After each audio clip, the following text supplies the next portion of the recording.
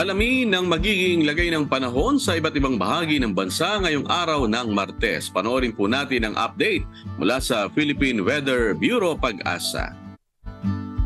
Patuloy pa rin umiiral ang shear line dito sa may silangang bahagi ng Visayas, kung saan dala pa rin ito yung maulan na panahon, lalong-lalo na yan sa silangang bahagi ng Southern Luzon, maging sa malaking bahagi ng Visayas at ilang bahagi pa ng Mindanao. So pag-iingat pa rin po para sa ating mga kababayan sa posibilidad ng mga pagbaha at pagguho ng lupa. Samantala, ang northeast monsoon o amihan naman ay patuloy pa rin umiiral dito sa bahagi ng Luzon, kung saan dala pa rin ito yung malamig na panahon, lalong-lalo na yan sa madaling araw, at meron pa rin tsansa ng mga may hinang pag-ulan or pag-ambon, lalong-lalo na yan dito sa may silangang bahagi ng Northern Luzon. At sa kasalukuyan ay wala tayong namamataan pa na sama ng panahon na maaaring makaapekto dito sa ating bansa, ngunit meron tayong minomonitor ng mga cloud clusters or mga kaulapan dito sa Palawan area or dito sa bahagi ng Sulusi, sa kanluran yan ng Mindanao, kung saan continuous monitoring tayo dito sa mga kaulapan nito